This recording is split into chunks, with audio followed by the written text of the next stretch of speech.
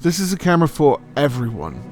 It's a camera which can be for travelers, photographers, videographers, content creators, families, and everyone in between. It's the DJI Osmo Pocket 3 with a 2-inch rotatable screen, D-Log at 10-bit, a 3-axis gimbal, 4K, 120 frames per second, 1-inch CMOS sensor. The DJI Osmo Pocket 3, and completely pocket-sized. Will this camera ultimately blow you away? Well, keep watching to find out. I'll take it in and around Cardiff to try it out in a number of different situations, as somebody would just travelling around a city. It's quite cool. If I'm honest, it's probably the most satisfying fidget toy I have seen. Expensive fidget toy. So what's actually really interesting about this is actually tracking my face as it goes along, and I'm using auto exposure as I walk down the arcade, just to kind of like test it out and give it a go. What do you reckon? The footage is what you expect. Very sharp, very stable, it's a gimbal, and 4K 60 doesn't disappoint either. What I like about the Osmo Pocket is that it's nice, light and discreet. I don't know if the audio is good right now, but we'll check it out. I'm going to get some B-roll in and around the area. Again, a little bit more discreet than my main setup, which is good. To make sure that this is actually pocketable, it actually comes with a very sturdy and very well made case to be able to keep the actual pocket in there. Pocket inside of a pocket. Pocketception. I've actually set this up in D-Log at the moment to give me the best kind of colour grading potential with these shots. So it's going to be interesting to see kind of what it looks like without, and what it looks like without.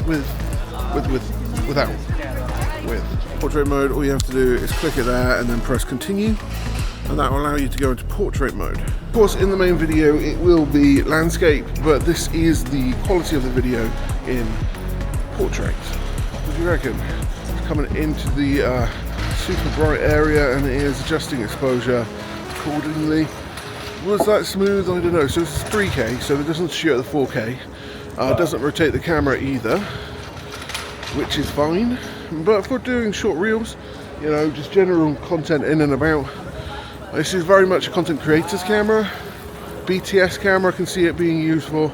I do actually want to try it out on a Peak Design clip, because they are actually really quite cool to use, and we've got an attachment in the store at the moment, and just to see kind of like how it is. So I've got a little cheat for you. It's pretty cool.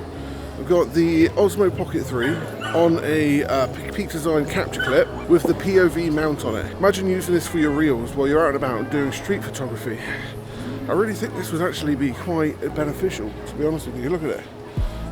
Works out quite nice, and the stabilisation should counteract a lot of the movement.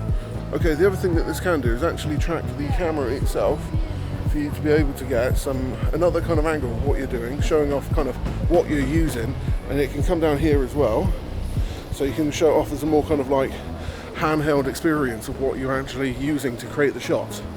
Pretty cool, if you ask me. This was all filmed with internal audio, so let's challenge it a little bit more and take it into a busy coffee shop. So I've just popped into a coffee shop right now to just get on with a little bit of planning that I've got for some videos that I have.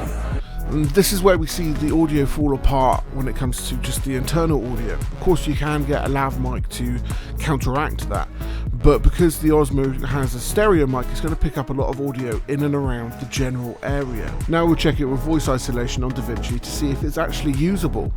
Yeah, we tested it here. It's just the general audio from the actual camera, but also the tracking as well. It's really nice about the Osmo is you can really stealthily record, and we're in a place where it's very busy like this.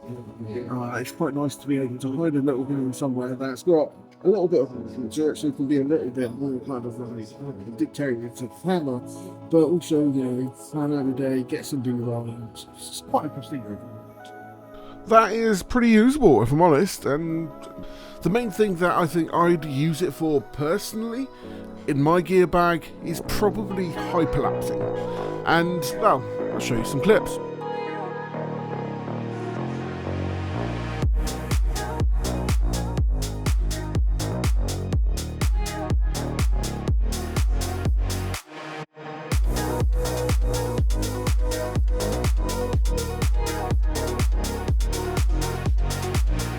That was pretty cool, wasn't it?